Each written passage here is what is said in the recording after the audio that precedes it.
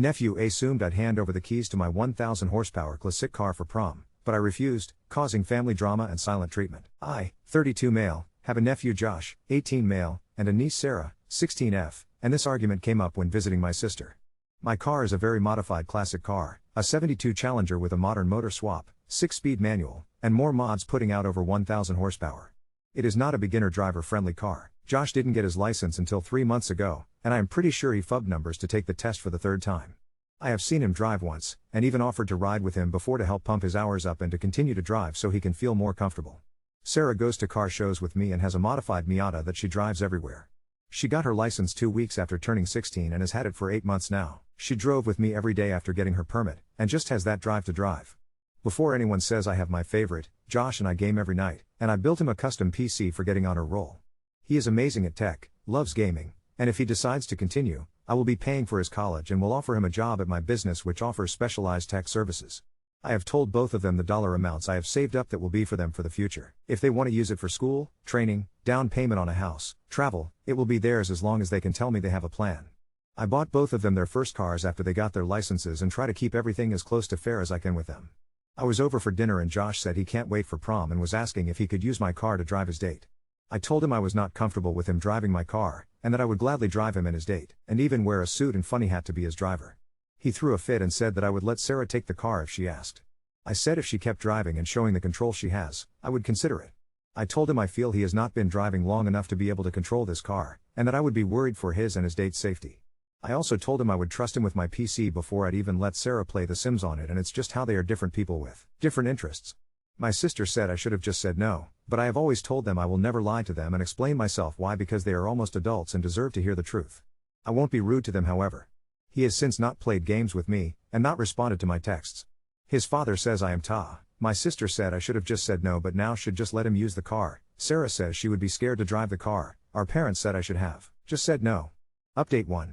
My parents returned from snowbirding and so we decided that they would use my house to host Mother's Day. I won't go into detail, but after being told this, I made a nice dinner for my family and had everyone over. I tried to talk with Josh but he was still obviously upset that I did not change my mind to let him use the car. At one point while hosting outside, I hear a thunk and Josh's dad gets a smirk on his face. Sarah goes pale and just mutters he didn't. The family goes to see what the source of the noise was and finds Josh putting a bat away and a very obvious dent in my fender. A wave of calm comes over me and I know exactly what to do. Get in, I tell him. Firmly. After a minute of this he hops in the passenger seat and I take off. For legal reasons I will not explain exactly how I drove my car, but the Happened in Mexico crew would be proud. After we get back to my house, he is pale, and I need a new set of tires. My sister yells at me that I could have killed him. His father is quietly drinking my beer, and my dad is trying to help Josh walk, with the adrenaline pumping through him. Sarah mutters I told you so as I tell my sister that she and her husband have to pay to fix my fender or else I will get the authorities involved. My mother is crying upset, and the day was ruined as people packed up and left and more words were said yelled. Currently the car I bought for Josh is sitting in my driveway. I have already fixed my fender and sent a bill to my sister who told me to shove it and that family doesn't treat family this way. I have called my buddy who is the local sheriff, and can have charges pressed. I do have video footage of him willfully damaging my property, however. Josh apologized for everything. The drive was the wake-up call he needed and said he would get a job to pay for fixing my car even though his mother has told him it's my problem to deal with. He said he was being a stupid kid and needed to grow up. I told him on top of fixing the car, he now gets to take Sarah's place of cleaning my work building and garage. His car is now just my car again, and he needs to figure out all the rides he needs to keep everyone happy. He told me to come get the PC I built him, but I told him to hold on to it for now. The bill? A little over $2,000. Luckily I had the car painted last year, and still had some mixed paint without the hardener in it. Worked the dent out, replaced the fender brace, replaced the inner fender, replaced that portion of the stiffening kit, and had the fender repainted and feathered into the surrounding body panels. Vintage cars are not cheap to work on. There has also been an incident involving Sarah, 100% not her fault, and so she is staying with me until things can get figured out. That will be posted elsewhere. Update 2. 2 months. 2 months before she turned 17 my monster of a sister and Bill kicked their daughter out of their home. Backstory, or else I will just rant about how evil that family is. I got home from working late one Friday, and having worked 12 hours that day was ready for dinner and to go to bed. As I am cooking my phone rings to a number I don't recognize, so I put on my owner of the business voice and answer with my usual greeting, only to hear sobs and uncle. Can you come get me? I can't go home. When I tell you I threw my pan in the sink and took off. I get to the gas station down the street from sister's house, and there is Sarah, looking like she was halfway to death. I hug her, get her to calm down a bit. Get her into my truck and we go back to my house. We get home, and ask her for as much info as she wants to tell me. She just wants to go to bed.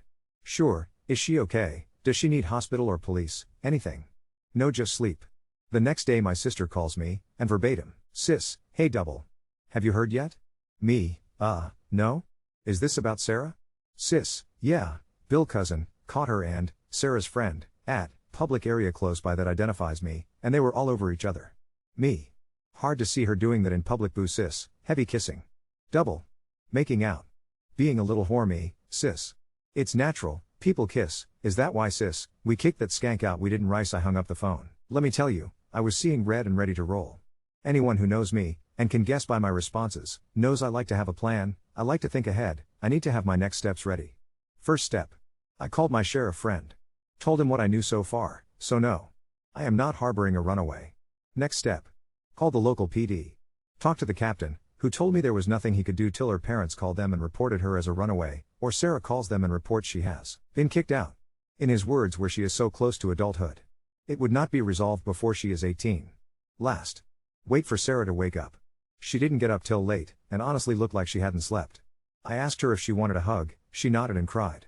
I have never seen her so upset, and thinking about it again breaks my heart. When she started to calm down and feel better, I told her flat out, "Sarah, I love you and accept you. Your mother called me and told me a bit about what's going on. I don't care what she has to say. As long as you are safe and happy, that's all I care about." She cried again and hugged me tighter. Now for her side of the story. She and, friend, were hanging out at the location. Just having a good time. At one point they were sitting and eating food, laughing and joking, and then they kissed. According to her, it was more than a peck, but not all over each other or anything. After they were done hanging out, Sarah dropped her off and went home. The second she walked through the door, there were her parents just down her throat. Apparently, the cousin of Bill sent a photo to their family group chat with a message basically saying, "Hey, Bill, is this how you are raising your kids?" A lot of yelling, a lot of tears. They told her that she needed to give up her phone, pack a bag and go live with her friend if she wants that lifestyle. Well, as soon as Sarah left, they sent the photo to the friend's parents and called them. They weren't happy, and said she wasn't welcome there. She went to the gas station, called me, and here we are. Aftermath. Called my lawyer, got him to give me some info for family lawyers in the area. Sister has sent me text after text, and call after call to get Sarah to do some really unthinkable things if she wants to get home. Sister has all but admitted to kicking Sarah out for not being straight. We worked with the family lawyer to get an emergency protective order and worked with CPS to try and give me temporary custody.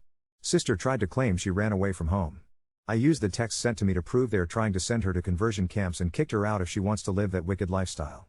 Sister might be getting charges filed. TBD. Abandoning her child, courts are slow. I sent a tow truck to the house to get Sarah's, car. They did not want to give up the keys. I had a spare, and threatened to call the police where it is in my name. It's been 3 months. The friend is gone because she got in trouble with her family. We got some of Sarah's things with the help of my sheriff friend. Other things were missing, so I replaced what I could. Tons of clothing, makeup, some other personal belongings were all gone. Her phone and laptop were claimed to belong to the family and hard to prove they were her personal things. Josh is in college, staying on campus, working. He paid the bill for my car, was cleaning my garage and work building every other day, and worked whatever he could over the summer. He said he will be NC or LC with his parents once he can figure out how to pay for his own things. He got some good grants and scholarships, but I told him there is a place here for him if he needs it. Once he gives me his plan, the money I saved for him is his. Sarah is back in school and just trying to get through everything. For her 17th birthday we went to a Comic-Con type of thing. I paid for a group of her friends to be able to join us, then we went to a car show the next day. I got her a new laptop and cell phone, told her they are hers with no BS. She misses her parents but understands that they don't accept her. I am paying for her to get some counseling sessions in, just to help her work through it in a healthy way and understand this is not her fault. I told her she can go to as many or as few sessions as she wants. My parents are not taking sides, and it upset my sister to the point of pushing them away. In her mind, if they are not against me, they are against her. I reminded my parents that by not saying what my sister did was wrong, is supporting her. I was told to not put words in their mouth. I called them bigots like my sister and asked if that's where she got it from. A story for another time. It would be just as long as this one. Since TikTok has ran with the original story, more family has found out and put 2 and 2 together. My sister is extra mad at me. Because I am good with computers, obviously I was the one to put the story all over TikTok/s. She is trying to turn the story that I am turning everyone against her, poisoning Sarah with money, and whatever BS she can try and turn. The majority of my family sides with Sarah. The majority of Bill family sides with Bill. I have asked Sarah what she wants to do for the upcoming holidays. We will probably do a Friendsgiving and keep it low-key. I have a protection order against my sister and her husband's at this point. Sarah's is a little more tricky, but they are no longer listed for her school contact and the police will be called if they show up there. It's not much, but anything is better than nothing at this point. Not much else to report. Update 3. Wow. Hard to believe it's been 2 years. I have had a few comments, messages, and more. Sounds like a larger YouTube channel posted my story and a large number of people have seen it. Hi random internet people. Here is the update. Life goes on. Josh is still in college, has his own apartment, and got a job closer to where he goes to school. He lives with his GF, and has a plan for the future. He has access to his account I made for him on his terms, and is doing what he wants. I still enjoy his company, and like the man he is becoming. He made up with his parents, but hasn't forgiven them, which upsets Sarah, but he is his own person. I think he is hoping that I'm still talking to them, he can help try to make things normal, but I am not sure. We don't discuss it. Sarah still lives with me, aged out of the system before anything could be done. She has a good group of friends, and a job that she enjoys but wants more. She is not forgiving her parents, and I told her she needs to do what's best for her. She did not take my car to prom. She took her own Miata, and had a blast minus the fact her date stood her up. Teenage girl drama never ends. Being a sudden parent is harder than I thought. I wouldn't trade it for anything.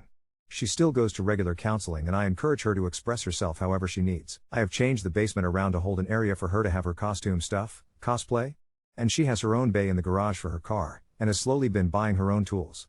I have gone to counseling myself to help with the feeling of loss that I was holding on to since my wife died. It has helped me quite a bit, and helped me realize exactly what and why I was acting the way I was, and why I let my family get away with so much. My sister and her husband got some mild plea deal BS, that ended up with a minimal fine, and some community service. The joys of our police system. Sarah is looking into going to a tech/trade school for welding and or auto mechanic. I joked if I could hire her to work on my cars for me. Company is going crazy, I have hired more techs, had a couple move to different jobs, and have been straight out for the last 2 years. Sarah, Josh, and Josh's GF will be joining me on a trip to Disney in the summer. Sarah and I want to build lightsabers. Josh is excited about the world of Avatar. I asked Sarah if she was okay with Josh and his GF joining us. She said yes. I have a new GF. We met, and hit it off, and decided to see how things go. Still early, but for the first time I don't feel like I am betraying my wife.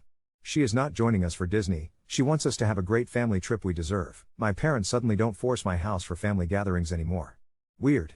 They also can't understand how much they have, and continue to hurt Sarah by supporting what her mother did. Sarah suggested we host international exchange students. I am still on the fence about it, but we'll consider it. I am not used to the house being this full all the time, and I am starting to like it. FAQ. My parents spoiled her, and had nothing left for me. I was 14 when Josh was born, and from that moment on, I could fend for myself in my parents' eyes. They had to help her and her kid, then kids when Sarah came around when I was 16. There is an age gap between my sister and myself, and I think you can guess which one of us was the oops. She died. Cancer found when we were trying to start our own family. It sucks. She had a heart of gold, and a smile that made the worst days feel like a dream. She was loving, gentle, but held her ground. She would tell me when I was being an ass. A 5 feet 100 pounds woman who had strength that made me question myself some days. I miss her every day. We met at a gym when we were 15-14. She had a great supporting family. I did not. Her mother welcomed me like one of her own kids from day one, and when we started dating it only got stronger. It was never are you staying for supper? She just made me a plate and made sure I ate it. I am still close to their family. My wife encouraged me to get closer to my family. She couldn't imagine not being close to her large family. She understood my family wasn't the best, but hoped we could all be civil. Josh and I bonded over video games. Sarah and I bonded over cars. When my company got big, and I bought my house, my side of the family decided to use it for everything they could. All the holidays happened at my house, on my property. In general? Because I want to. For Sarah and Josh? I saw a bit of myself in Sarah. She never got along well with her parents, she wasn't a girly girl, but does wear dresses, and her dad could at best be called a finance bro sweater vest, plays golf, drinks, and is never home, works in some sort of banking kind of guy. Josh was the normal boy, played sports, liked sports, got into video games, likes video games, but we were closer in age than the other family members so we just kind of hung out at events. I was the designated babysitter for a long time. No idea. I will not make comments on anything Sarah does, doesn't do, post, might not post, or anything for her own personal life outside of what I have said above, and posted before. That is up to her to disclose or not. Got them, have been very open about having them. I think that's the big reason nothing has happened at my house/garage/work. I wish. I do truly wish. Do you have any friends who have come out? Especially those who grew up in a religious home? Ask them how it went. Check out the LGBT+ subreddits, look at what half those people have had to go through. Her story is minor compared to others, and that is horrifying. We need more love, and less hate. Update 4. First off, Sarah. She just graduated high school, a little early, too, and with honors. She put her head down and hustled after the worst year of her life. In the end, she absolutely crushed the tech and auto shop programs, and honestly has gotten such a tight group of friends from those classes. She's still working part-time for a local performance garage, the kind that builds big power old muscle and wild imports. They love her there, say she has hands of a surgeon and the patience of an old-timer with a single malt and a carburetor. Her Miata's practically unrecognizable now. She found herself some decent coilovers and rebuilt the engine, with my help over winter break, and paid for most of it with her own money. She got accepted to her top pick trade school, one of those 2-year programs that end with ridiculous placement rates, and is already registered to start in the fall. She and I spent weeks touring every shop in town to get her a kit of pro tools she'll use for the next decade. You wouldn't believe how proud I was watching her light up over a perfect torque wrench the way most kids would over a new phone. This spring she did a full found family prom with 2 of her best friends. I'll admit I was more than a little choked up when she and her crew danced all night, everyone in suits or gowns or wild combinations, and half the teachers ended up crying when she was voted most likely to get mistaken for the teacher. She and her friends came home to my place around 1 in the morning and made waffles and blasted show tunes until sunrise. That was the happiest and safest I've seen her in a year. And, oh yeah, the big thing, she finally decided to reach out, on her terms, to her parents. It was a polite text, letting them know she was safe, whole, and graduating, and that if they wanted to be in her life they could start by apologizing and respecting boundaries. It was ignored for a week, then Bill sent her a 3-word text, "Wish you well." Her mom sent one of those chain email apologies, "Sorry you feel that way but we did what we had to do as your parents." Sarah just rolled her eyes and blocked the numbers. That ship has sailed, at least for now. Josh is good too, though he and Sarah aren't super close. He's still at university, computer science, naturally. He took a summer internship at my business, working the DevOps and hardware side, and he's genuinely talented, not just book smart but a monster at troubleshooting. He and his girlfriend are renting a small place, and when my business won a cool contract this year, he helped lead the deployment team. He seems happy, though still a bit self-conscious. Family trauma leaves marks. He and I have a better relationship now than during those weird months after the infamous drive, though sometimes you can tell he's got flashbacks to that day in Mexico, if you catch my drift. His relationship with his parents is, call it professionally cordial. He's made his own peace, even visits sometimes, but won't talk family matters, and I know he quietly covers some of Sarah's costs. He paid for half the wheels on her car without telling anyone except me. My relationship with my parents hasn't thawed much. They've largely stopped pushing family holidays at my house, though they still send awkwardly neutral texts for birthdays. It's all hope you kids are well, God bless. And nothing that acknowledges what went down. I decided this year I was officially done hosting Thanksgiving or Easter. Instead, Sarah and I started a new tradition. We volunteered as pit crew for a local high school drag racing team.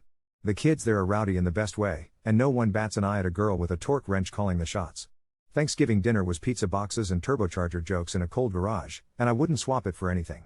The new girlfriend, let's call her A, is still around, and slowly moving into my world. She'd never been exposed to found family chaos, but she's enchanted by Sarah's passion and the endless dog hair everywhere. She works as a counselor, yes, I know, I have a type, and has been nothing but supportive about all the ghost of in-laws drama. Sarah likes her, mostly because A has a rescue pit bull who snores louder than my old truck. I know the burning question is, any drama with my sister? Still plenty, even if she took up more woe is me posts than direct confrontation. She tried to escalate things last Christmas by sending gifts to Sarah through our parents. One was a student Bible, Sarah laughed, and the other a weird self-help book about discipline and forgiveness. I told the parents to stop acting as a postal service, and from then on everything sent has been returned to sender. Bill actually showed up at my business one random Saturday, demanding a man-to-man. He made vague noises about reconciliation and how family should stick together. I let security handle him, no drama, just a firm not today. Here's where it gets wild, if you can believe it gets weirder. About 4 months ago, someone tried to break into my garage after hours. Thank God for the full coverage cameras and the fact I don't keep any of the Cla-sic stored there overnight anymore.